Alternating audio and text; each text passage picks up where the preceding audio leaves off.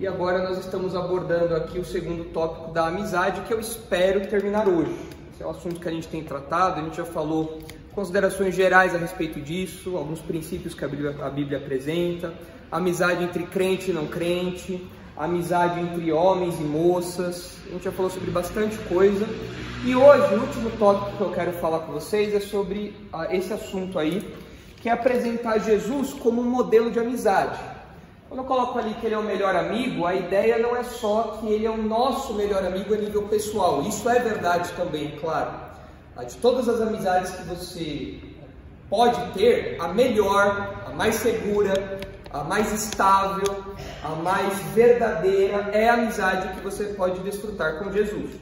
Mas quando nós olhamos para quem Jesus é, como Jesus age, como ele faz nos seus relacionamentos, como ele vive os seus relacionamentos, a gente percebe também que ele é um exemplo de amizade. Então, olhando para os ministérios dele, a gente pode ver como as nossas amizades devem espelhar isso, como as nossas amizades devem espelhar a nossa amizade com Jesus. Então eu quero falar aqui, eu quero terminar tudo hoje, então eu vou acelerar um pouquinho, vocês vão me acompanhando, se tiver alguma dúvida eu vou retornando. Mas eu queria que a gente olhasse para um texto específico, no primeiro momento, que fala diretamente da amizade de Jesus com os crentes, e depois a gente olhasse para alguns textos espalhados a respeito da amizade que nós devemos espelhar, a amizade no nosso relacionamento com Jesus.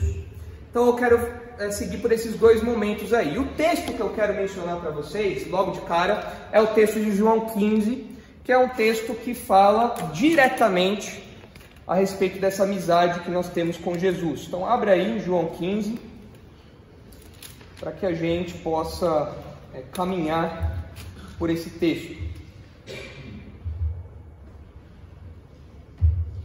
É um texto muito emotivo, aqui nesse momento já do Evangelho de João, nós já estamos aí nas últimas horas de Jesus antes da crucificação, é o momento do cenáculo, é o momento ali da ceia, Jesus está com seus discípulos, Jesus já comunicou algumas coisas do que vai acontecer, é um momento emocionalmente carregado, e nesse momento carregado, Jesus faz questão de chamar os seus discípulos de amigos, Jesus faz questão de mostrar a intimidade que ele tem com seus discípulos. E a intimidade que, se você é crente, você tem com Jesus também. Se você não é crente, você não é amigo de Jesus. A Bíblia fala que você é inimigo de Deus. Se você é crente, se você crê nele como Salvador, esse texto aqui é para você. E você vai reparar aí no texto, conforme a gente for lendo, nas palavras de Jesus, você vai reparar que existem 4 traços da amizade de Jesus. Em primeiro lugar, é uma amizade que promove a alegria mútua. Jesus se preocupa com o bem-estar dos seus amigos. Em segundo lugar, é uma amizade que se expressa no amor sacrificial. Jesus se torna o padrão do que é amar os amigos. Depois, é uma amizade condicionada à obediência a Deus. Ou seja, para ser amigo de Jesus, você precisa obedecer a Deus. Não tem como você querer ter uma coisa e não ter a outra. Não tem como. Ser amigo de Jesus implica em obediência a Deus.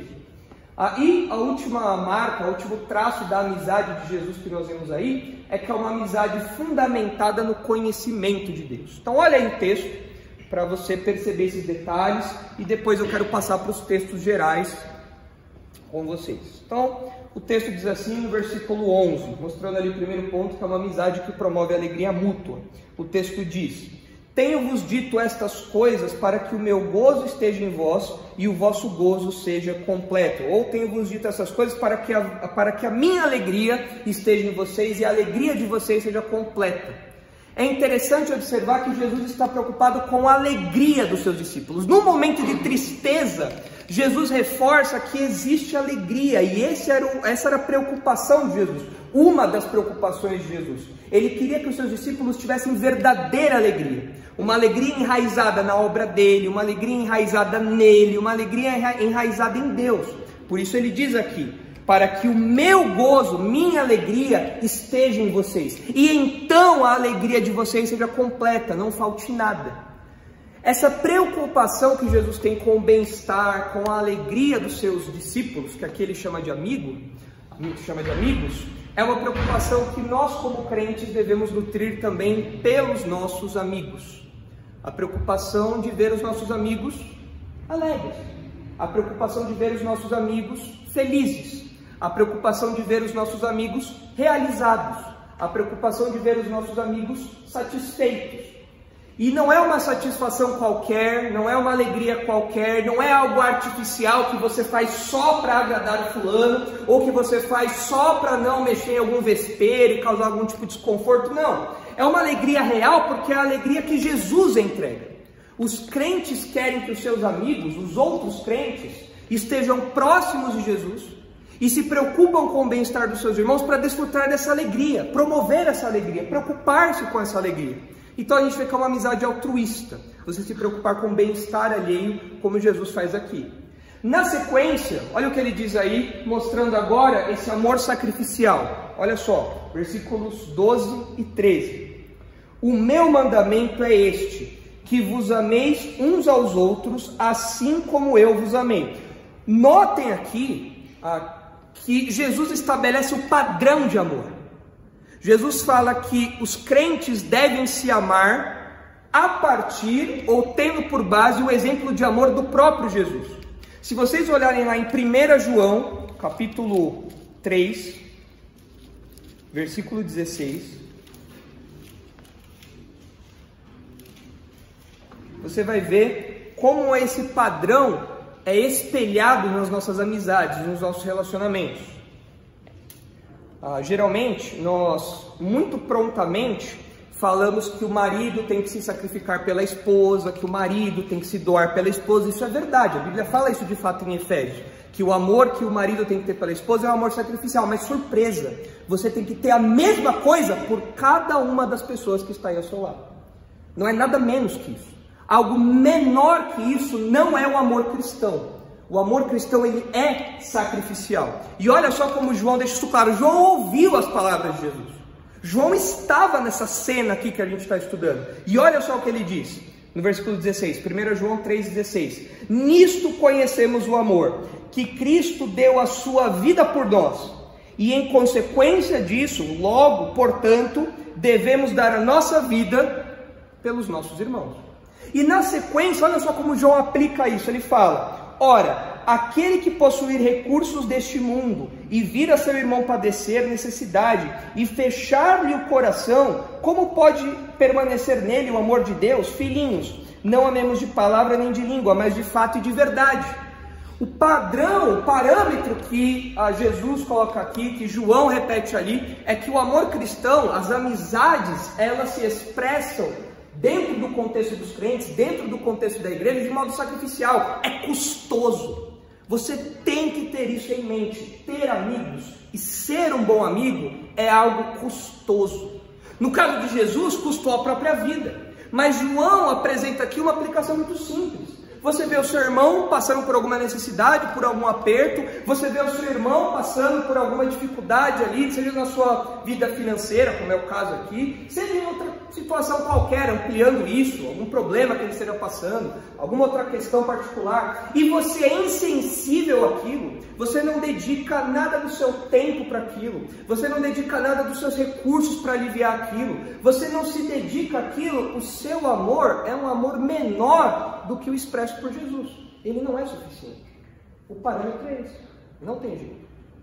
Então, nós aprendemos a partir do exemplo de Jesus e olhando para o texto de João, como é que deve ser esse amor sacrificial na amizade. E olha o que Jesus fala lá no capítulo 15 de João, volta para lá, e olha o que ele diz no versículo 13. Ninguém tem maior amor do que este, de dar a alguém a própria vida em favor dos seus amigos. Repare aí que talvez você poderia falar assim, não, realmente, você dar a vida em favor do marido, em favor da esposa, ok, é uma prova de amor, é uma prova de amor grande, elevada, mas aqui Jesus fala sobre dar a vida em favor dos seus amigos. E tem crente que não tem a mínima disposição de sequer estar na igreja, conversar com a pessoa, ir até a casa da pessoa para ajudar em alguma coisa, ligar para a pessoa, mandar uma mensagem para a pessoa. A pessoa não quer ter o desgaste da ponta do dedo de mandar uma mensagem no WhatsApp. nem mesmo o desgaste das cordas vocais, se você tem preguiça de escrever, para mandar um áudio no WhatsApp que a pessoa vai ouvir nos 2x lá, e você pode resumir o máximo possível, não vai ter desconforto nenhum nem para você nem para outra pessoa. Mas nós somos preguiçosos, nós não temos essa disposição que Jesus tem em amar sacrificialmente. E ele fala aqui dos seus amigos, que é o tópico que a gente tem tratado, e é a relação que nós temos aqui. Ele não fala sobre amigos íntimos, ele fala sobre amigos, aquelas pessoas que estão ao nosso redor, os crentes que estão ao nosso redor. Foi isso que ele fez, esse é o padrão. Então nós vemos aí que a amizade de Jesus se expressa no amor sacrificial. No versículo 14, a gente vê algo que talvez nos incomode um pouco num primeiro momento, porque ele fala assim: vós sois meus amigos se fazeis o que eu vos mando. Você fala, aí é fácil, né? Você é meu amigo se você fazer o que eu mando? Eu quero ter amigos assim também, né? Você só é seu amigo se você fizer o que eu mando. Mas com Jesus a coisa não é assim. É interessante observar que na sequência Jesus vai falar sobre ser servo e ser amigo. Nós somos servos e amigos de Jesus, uma coisa não exclui a outra. Mas o que Jesus está enfatizando aqui é que para ter uma amizade com Ele, você precisa obedecê-lo.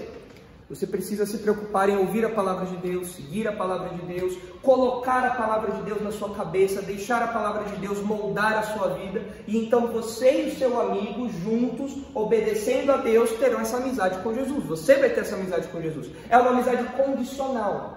Você não pode se enganar achando que qualquer um pode ser amigo de Jesus. Não é verdade. Se você não obedece a Deus, você não é amigo de Jesus. Não dá para fazer isso. Tiago deixa isso muito claro quando ele fala que a amizade do mundo é inimizade com Deus. Não tem como você casar essas coisas. Se você ama o mundo, você odeia a Deus. Se você odeia o mundo, as coisas do mundo, o pecado, você ama a Deus. A obediência é o pressuposto, é a base, é a condição para essa amizade. E é importante que você tenha isso muito claro na sua mente, para que as suas amizades aqui sejam fundamentadas nessa obediência a Deus. E o último ponto que tem ali, desse versículo, é que a amizade é fundamentada no conhecimento de Deus. Esse eu acho que é um dos versículos mais bonitos de João, porque o versículo 15 fala assim: já não vos chamo servos. Não significa que Jesus está falando que nós não servimos mais, não é isso, mas ele quer enfatizar outra coisa.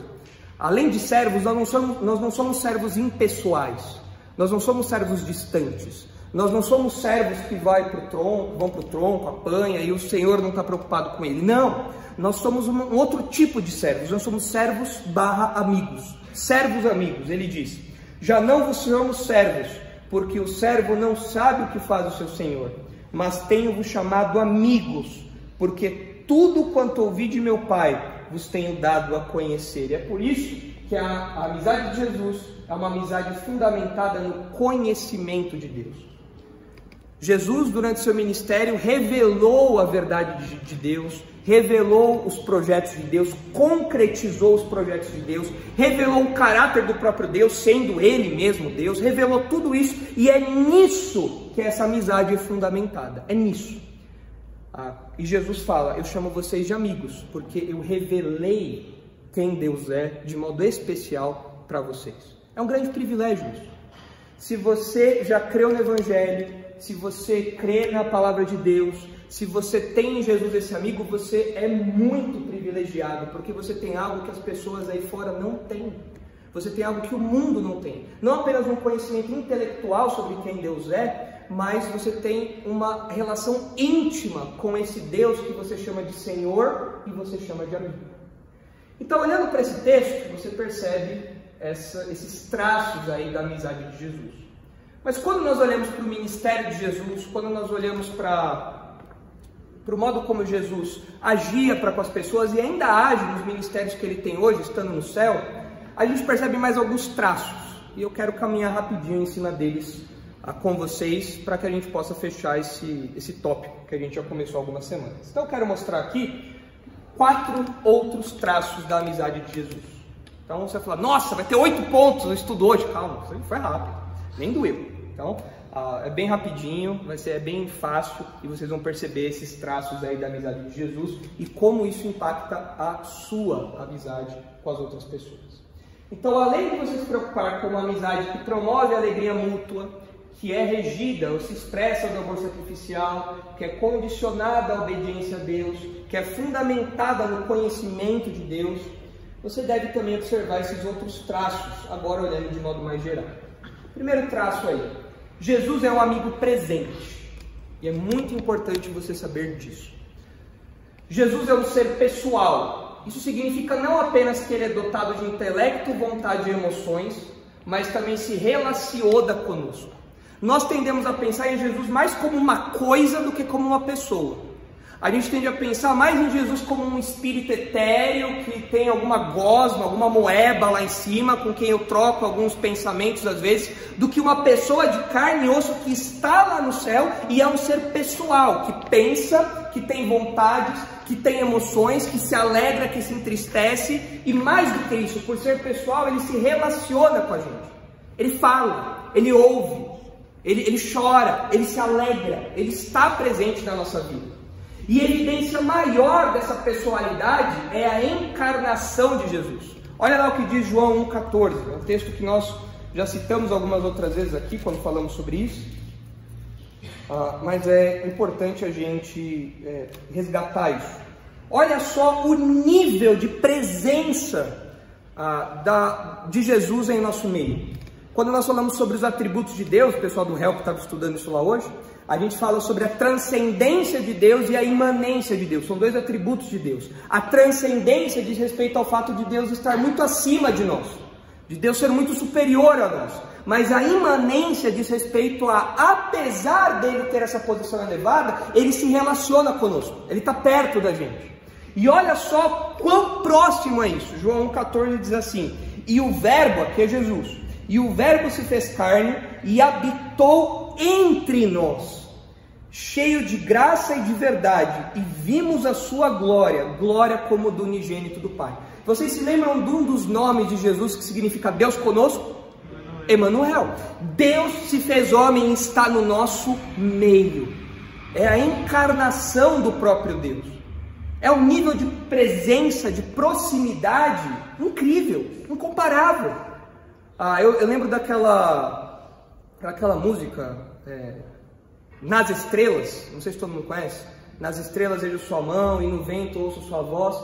Em determinado momento da música ele fala, descobri então que Deus não vive longe lá no céu, sem se importar comigo, mas agora ao meu lado está. E nós percebemos essa presença de modo especial quando ele se fez homem e habitou entre nós.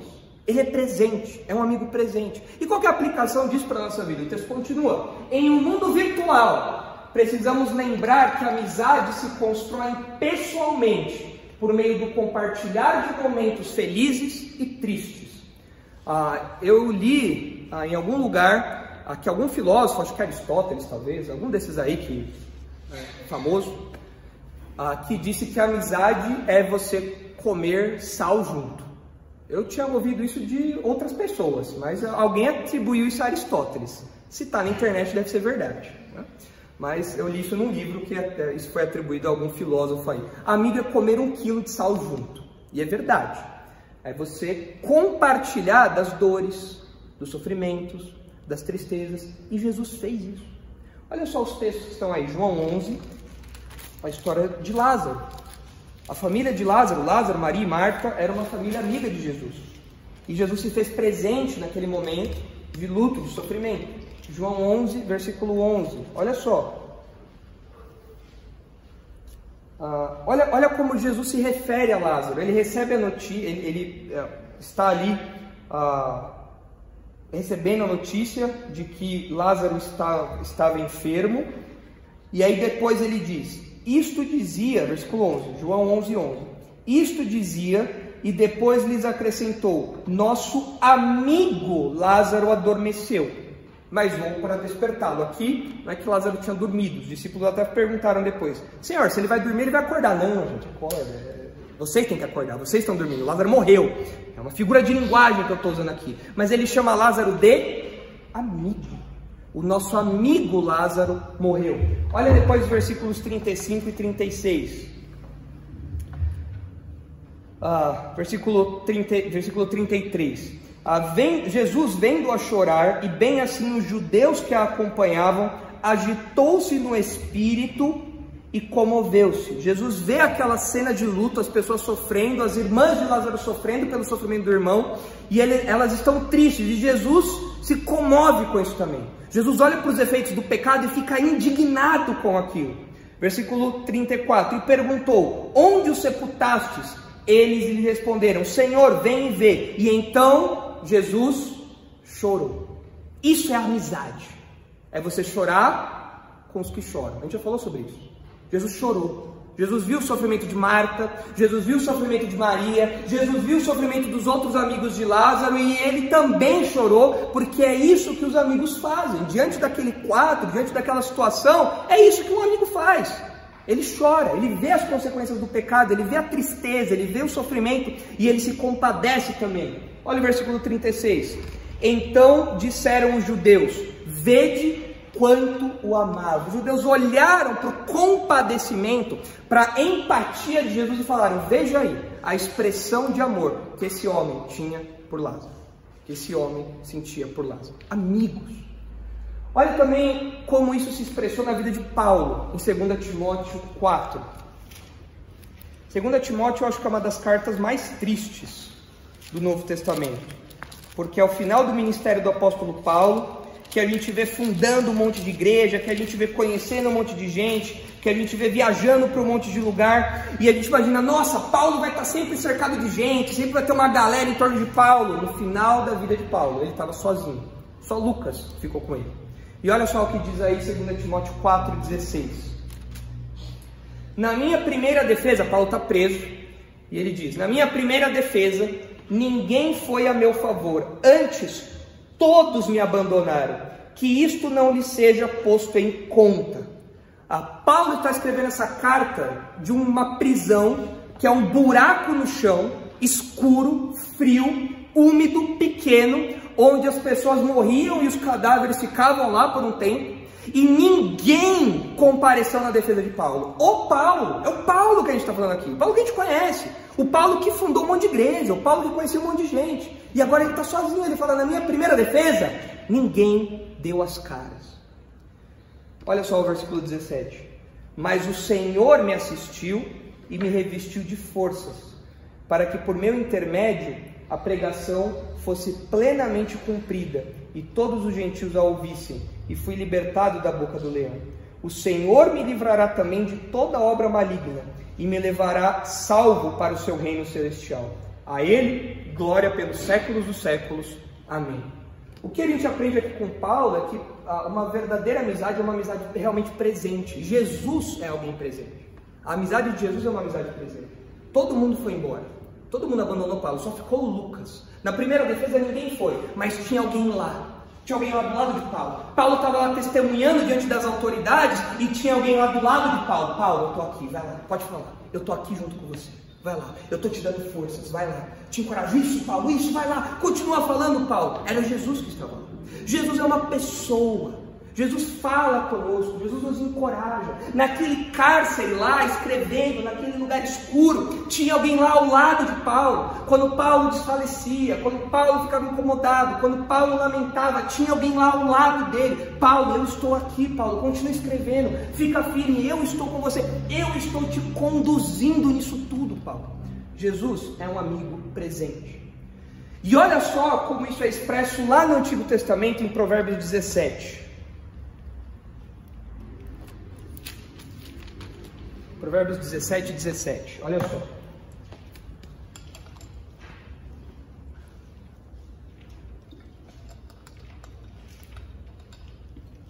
Em todo tempo, ama o amigo, e na angústia se faz o irmão. A verdadeira amizade, a verdadeira amizade profunda, íntima, é forjada no calor das dificuldades, no calor das angústias. Seus melhores amigos são aqueles que sentiram o calor da fornalha junto com você. Os seus melhores amigos são aqueles que foram forjados junto com você, passaram por aquilo junto com você, enquanto você enfrentava aqueles problemas. E Jesus é um amigo assim. Então, numa época em que nós somos individualistas, numa época em que nós não gostamos de se envolver com os outros, com os problemas dos outros, cada um com seus problemas, se vira aí, o problema é seu, não é meu, a gente tem que lembrar que a amizade de Jesus não é essa. Jesus está presente em todo momento, nos momentos felizes, mas também nos momentos de aperto, mas também nos momentos tristes. E a gente tem que lembrar que isso envolve a nossa presença pessoal. Outro detalhe desse ponto aí, é que em Mateus 28, 20, onde Jesus fala, eis que estou convosco todos os dias até a consumação dos séculos, Mateus 28, 20 assegura a presença constante de Jesus. Aí você fala, tá, mas Jesus não está aqui comigo agora, Jesus não está aqui do meu lado presente, eu não estou vendo, eu não estou ouvindo, mas você tem que lembrar o seguinte, no crente, essa presença dá-se por meio da habitação perene, constante do Espírito Santo, que foi enviado como consolador. Veja só, Jesus se preocupa com seus amigos ao ponto de não deixar espaços vazios. Ele fala, olha, eu estou indo para o Pai porque eu preciso ir, mas eu vou deixar para vocês um outro consolador, o Espírito Santo que o Pai vai enviar. Eu estou cuidando de vocês, eu vou continuar zelando por vocês por meio do Espírito Santo. E o Espírito Santo tem por ministério fazer os discípulos recordarem aquilo que Jesus falou. Olha lá o que diz João 14. João 14, 25. Isto vos tenho dito, João 14, 25. Isto vos tenho dito estando ainda convosco. Mas o Consolador, o Espírito Santo, a quem o Pai enviará em meu nome, esse vos ensinará todas as coisas e vos fará lembrar de tudo o que vos tenho dito. Olha aqui a tarefa do Espírito Santo. É fazer os discípulos lembrarem o que Jesus tinha falado. Essa é a razão pela qual nós temos os evangelhos, porque o Espírito Santo capacitou aqueles homens a registrarem isso. E hoje, em algum grau, o Espírito Santo também nos faz recordar aquilo que nós ouvimos na palavra de Deus. Ele é o autor da palavra de Deus.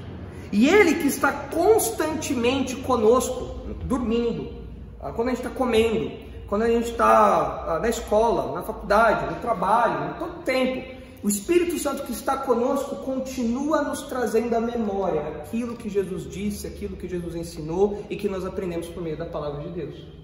A amizade de Jesus, portanto, não é distante e impessoal, e as práticas devocionais fortalecem a nossa amizade com Jesus. Se você se diz amigo de Jesus, mas não lê a Bíblia, não ora, você é um péssimo amigo. Você é um péssimo amigo. Você finge ser amigo de Jesus. Porque você não está preocupado com o que Jesus pensa, você não está preocupado com o que Jesus diz, e você não está preocupado em dirigir a palavra a Jesus. Você não ora para Deus. Você não faz isso. Que tipo de amizade é essa? Não existe amizade desse jeito. Isso é uma ilusão. Mas a amizade com Jesus é pessoal, porque Jesus é um amigo presente. Ele se faz presente a todo momento. Esse é um outro traço que eu queria mencionar. Mais um traço aí. Jesus é um amigo sincero. E cuidado, sinceridade não quer dizer falta de tato. Sinceridade não quer dizer falta de sabedoria. Sinceridade não justifica a sua brutalidade. Você ser um ogro ou ser uma ogra não é o que eu quero dizer aqui. Falou, eu falo mesmo. Não é assim. A amizade não é construída em cima desse sincericídio todo. Não é desse jeito. Olha só. Jesus nunca deixou de falar a verdade ou confrontar o erro por medo de perder amigos. Na verdade, quando as multidões o abandonaram, também questionou seus discípulos quanto ao compromisso com ele. Se vocês olharem em João 6, vocês vão reparar que depois de falar palavras muito duras, várias pessoas abandonaram Jesus. Olha só, João 6, 66. À vista disso, muitos dos seus discípulos o abandonaram e já não andavam com ele. Então perguntou Jesus aos 12, porventura quereis também vós outros retirar-vos? Jesus falou, não tem problema, se vocês quiserem sair, pode ir, tranquilo.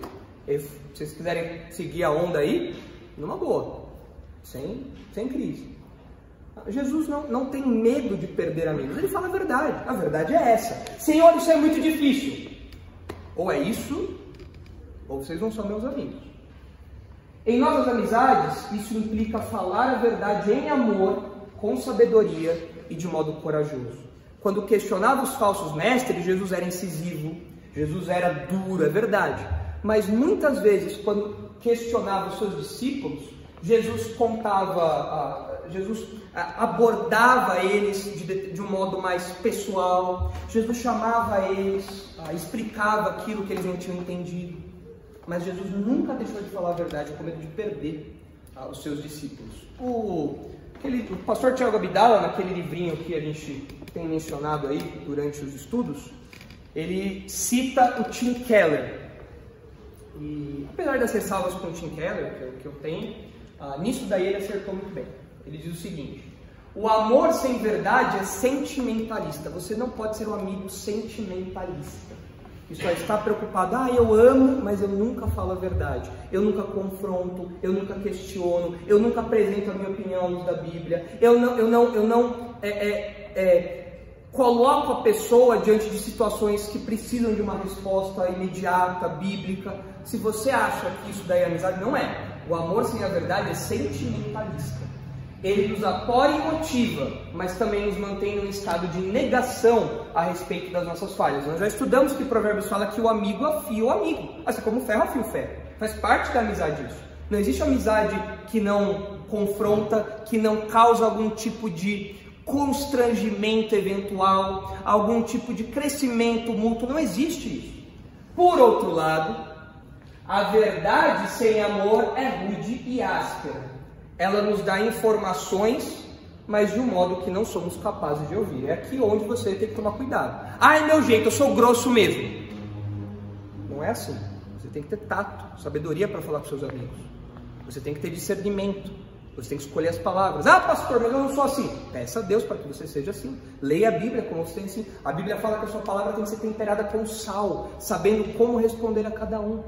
Você tem que seguir a verdade em amor. O amor é a esfera na qual você fala. Se você tem que falar algo duro, você vai falar algo duro, como Jesus também falava. Mas se você tiver que falar algo um pouco mais brando, você vai falar de modo mais brando também, como Jesus fazia eventualmente. Então você tem que ter esse equilíbrio. Você não pode ter o amor sem a verdade, e você não pode ter a verdade sem o amor. E é por isso que nós vemos Jesus como um amigo sincero. Ele fala o que tem que ser dito. Ele não tem medo de perder amizades, mas ele faz isso com sabedoria, mas sabendo como responder a cada um. Outra marca da amizade de Jesus é que Jesus é um amigo intercessor.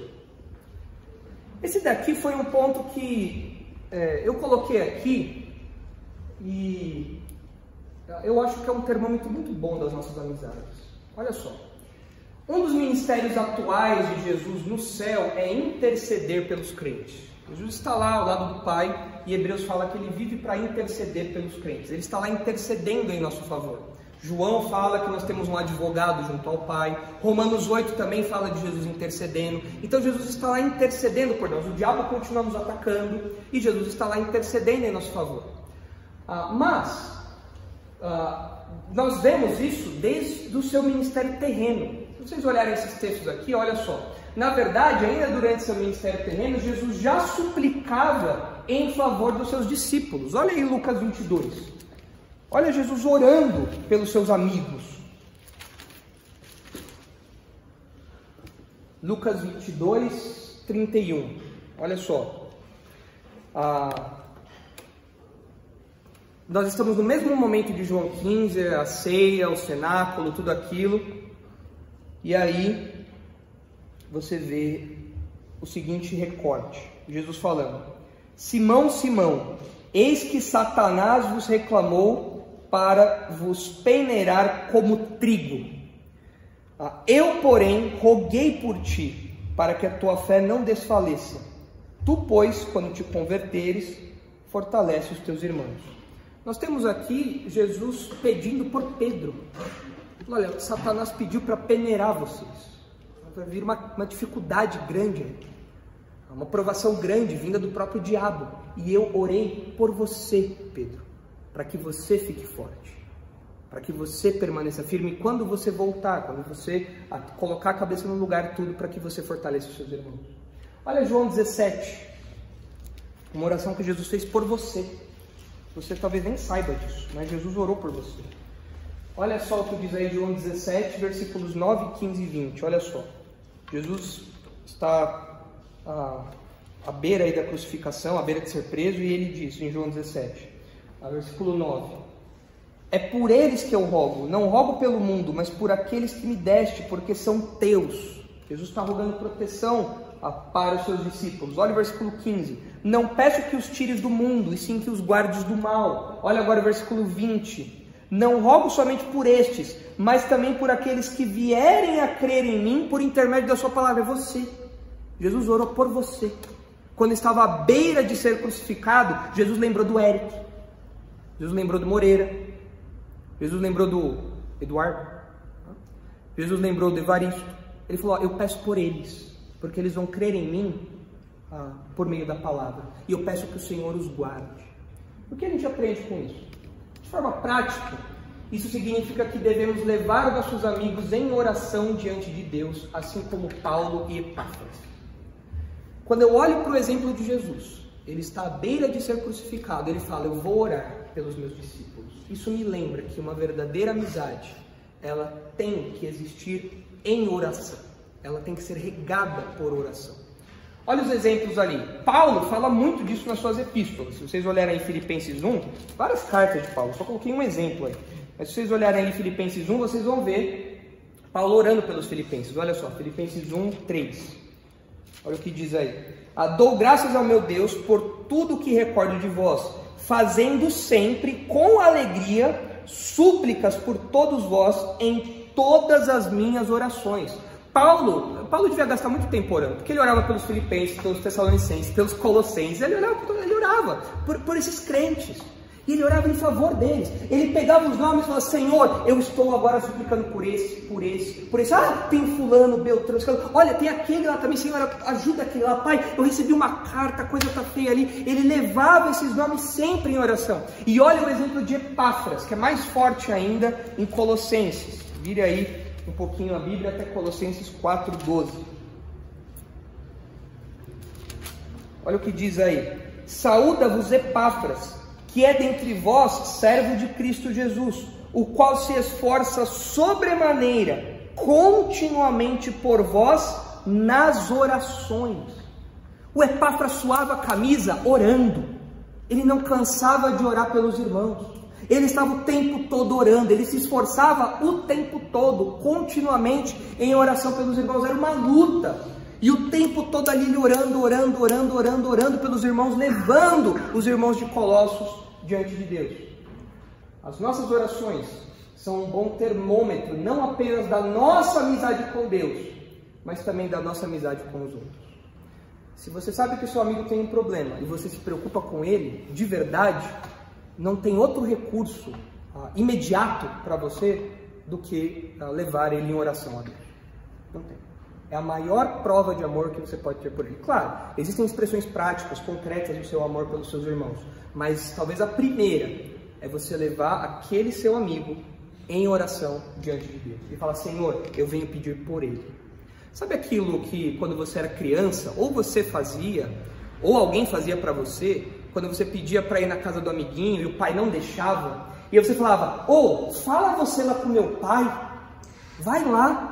Aí ia lá você: tio, o fulano pode ir na minha casa? E você fazia aquilo intercedendo, você está pedindo: pai, ou tio, né? O pai é do menino, né? Tio, deixa o fulano brincar comigo. Tio, deixa a gente ir naquele lugar.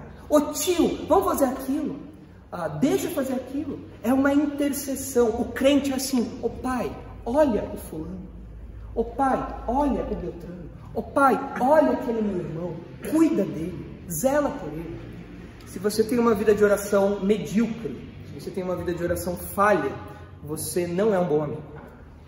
Não é um bom amigo. Eu sei que a oração é um desafio para todos nós, eu sei disso. A oração não é uma coisa fácil. Mas a gente tem que seguir o exemplo de Epáfras aqui, que se esforçava sobremaneira, continuamente, nas orações. Você tem que orar pelos seus irmãos, para que Deus os fortaleça, para que Deus os proteja. Todo sábado nós compartilhamos pedidos aqui. Quantos desses pedidos você lembra durante a semana? Você ora durante a semana? Você leva diante de Deus? Fala: Senhor, eu estou diante do seu trono pedindo por aquela pessoa. Ela pediu aquilo. Não sei se o Senhor já atendeu, mas se não atendeu, renova aqui o pedido. Essa é uma das maiores expressões de amizade, de cuidado que você pode ter por uma pessoa. E nós vemos que Jesus faz isso por nós. Jesus é o nosso intercessor, algo que nós devemos, em algum grau, é claro, imitar dele. E por fim, a última característica aí é que Jesus é um amigo altruísta. A amizade de Jesus é outrocêntrica, ou seja, o centro está no outro. A gente vê isso porque as atitudes de Jesus mostram isso, olha só. E não poderia ser diferente, já que a amizade verdadeira é oposta ao egoísmo. Jesus abriu mão de sua glória, Filipenses 2 fala disso. Ele se humilhou, se fazendo semelhança de homens, e sofreu até a morte de cruz. Ele lavou os pés dos discípulos, você vê isso ele fazendo lá em João 13. Ele, que é o rei dos reis, pegou uma toalha e se submeteu ao que era na época uma tarefa de escravos. Ele fez aquilo como uma expressão de zelo, de amor, de altruísmo para os seus discípulos. E em um ato de amor sem igual, morreu em favor de pecadores. 1 João 3,16 nós já lemos. E é o parâmetro do nosso amor. Olha o que diz aí em Mateus 20, 28.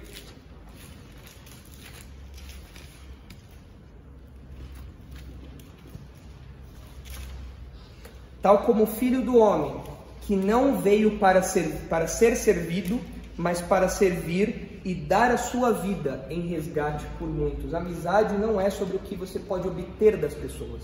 A amizade é sobre o que você pode oferecer às pessoas.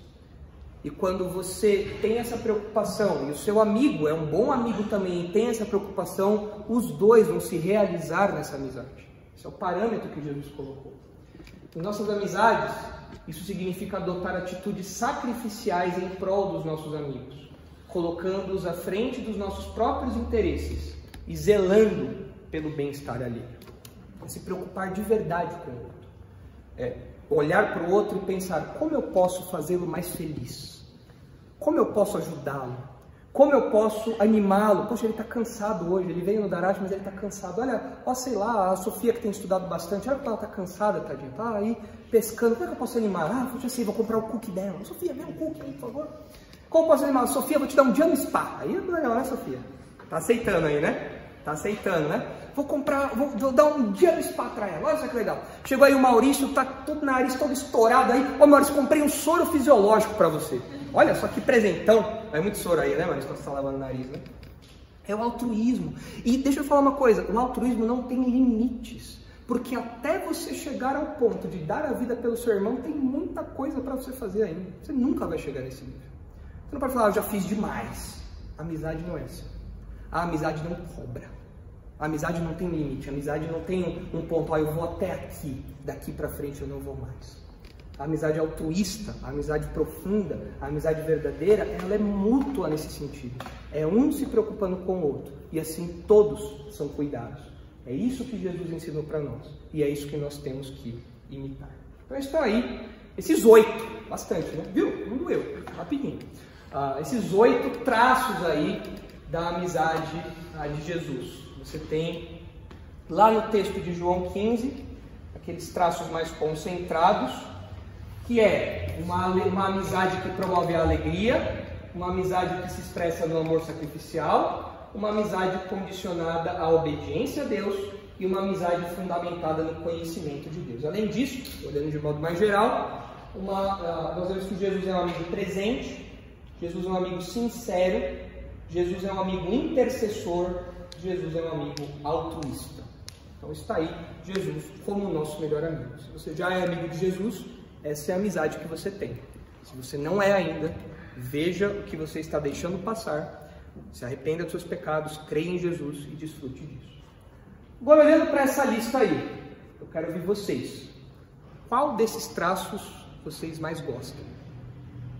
Mais chama a atenção de vocês?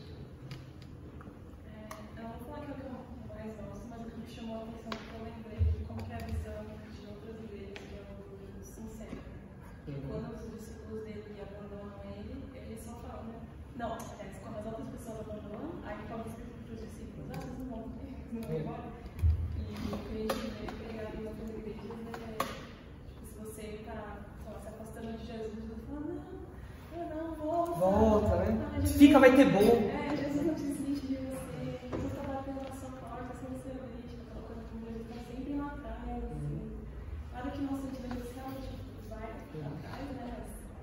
Parece que Jesus é um pidão, né? Parece que Jesus é um carente. E Jesus é sincero, realmente. Ele é amoroso, ele cuida dos discípulos dele, ele fala aos discípulos dele, mas no momento que ele tem que falar, ele fala sem medo de perder amigos. Aí o crente imita isso também. Nós temos que ter sabedoria, amor e coragem, mas a gente tem que ser sincero também. Falar, olha, isso aí que você fez foi errado. Isso aí que você fez não está certo, você tem que mudar. Ou até elogiar. Falar, isso aí que você fez foi bom, legal. Você não pode ser sincero só quando as coisas estão erradas. Você tem que ser sincero quando a coisa é boa também. Falar, senão você vai ser que tipo de amigo legal, você, hein? Só aceita a lenha quando precisa. Quando o cara faz uma coisa boa, não fez mais que obrigação. Me poupe, né? Seja sincero nos aspectos positivos também. Legal, vai. O que mais? 4. O 4 da amizade altruísta, Breno. Por que chamou sua atenção aí? De um amigo se doar por um outro, eu acho bonito. Porque além de já ter se perdido nos dias de hoje, acontece alguma coisa dessa nos dias de hoje, é algo raro. Eu acho bem bonito um amigo se doar pelos outros. É o exemplo que a gente mencionou do Sam e do Frodo, né? O que o Sam passou por causa do Frodo, meu Deus, ele podia ter ficado no condado numa boa lá. Não tinha que fazer tudo aquilo. Por que fez isso? Mas foi um amor altruísta pelo amigo. Tem outros exemplos na literatura desses amigos também, né? Mas realmente o altruísmo é algo que não está em moda. As pessoas são egoístas. As pessoas elas pensam só no que elas podem ganhar, nunca no que elas podem oferecer. O que mais? Falou a Lari, falou o Brenner. Quem mais menciona algum aí? Diga, Marcião. Eu acho que esse daí está muito ligado ao anterior, porque o Jesus, como altruísta, ele intercede por nós. Então, além de ele se colocar na posição de pensar em nós, ele nos leva diante do Pai e intercede por nós. Sim. Estão conectados mesmo. A gente pensa em altruísmo geralmente e envolve isso mesmo. Mas a gente pensa em altruísmo em expressões de você ceder um lugar para alguém, de você, pode pegar água primeiro, depois eu pego. A gente pensa isso e está certo, isso envolve altruísmo, mas a gente pode ver altruísmo no conteúdo das nossas orações. Se eu oro só por mim mesmo, só pelos meus problemas, só pelos meus pedidos, só pelas minhas questões, e não levo diante de Deus as questões dos outros, eu estou sendo muito egoísta, muito egoísta. Então, de fato, as coisas estão interligadas. Tanto a minha percepção do problema dos outros, como o fato de eu levar isso para Deus. O que mais? E aí? Esse daqui chamou a atenção de alguém? Eu acho que esse daqui é um ponto que, se passou despercebido, nós deveremos avaliar de novo. Porque tem o aspecto da pessoalidade, da presença é muito importante. Uma das coisas que eu sinto muita alegria é olhar para fotos da minha vida, fotos particulares, e ver o rosto dos meus amigos ali, porque eles estavam presentes na minha vida. A amizade é essa, é você sair na foto com seus amigos. É você fazer o rolê burguês que vocês fazem aí, né? Não sei de onde tira tanto dinheiro para fazer esse rolê burguês. Um dia eu chego lá. Mas é na hora de postar a foto lá no Instagram, você vê lá que os seus amigos estão lá presentes. Claro, não só na hora do rolê burguês, na hora de ralar também, né? Na hora de carregar saco de cimento, na hora de precisar levar no médico, no hospital, você tá lá do lado. Você não vai ficar tirando foto no hospital, né? Mas vocês entenderam um pouco. Mas a presença. E é importante os seus amigos saberem que você está disposto a se fazer presente. É muito chato, é muito ruim quando você tem uma amizade que você não sabe se você pode ligar para a pessoa. Eu não sei se eu vou ligar porque vai que a pessoa acha ruim, vai que a pessoa não quer vir, vai que a pessoa... É muito ruim isso, porque a pessoa não se mostra disposta a estar presente. Jesus não é assim. Quando você fala, Senhor, Jesus está lá, pois não. Estou aqui, pode falar, estou te ouvindo. Jesus não faz charminho. Jesus não é assim, Jesus é um amigo de fato presente. Então acho que esse ponto é algo muito, muito palpável também e que a gente deve avaliar. Enfim, assim nós terminamos então a nossa abordagem aí dentro dos relacionamentos sobre amizade. Terminamos esse tópico falando aí sobre bastante coisa. É claro, não falamos tudo que a Bíblia fala sobre isso, mas deu para ter uma visão panorâmica. Eu espero que a qualidade das nossas amizades seja impactada por isso. Se Deus abençoar, a quantidade também. A quantidade e a qualidade. Próxima ocasião, a gente começa a falar de namoro. Aí os solteiros vibram, né? Aí todo mundo fica animado. Ah, fala de namoro, né? Aí a igreja vai lotar.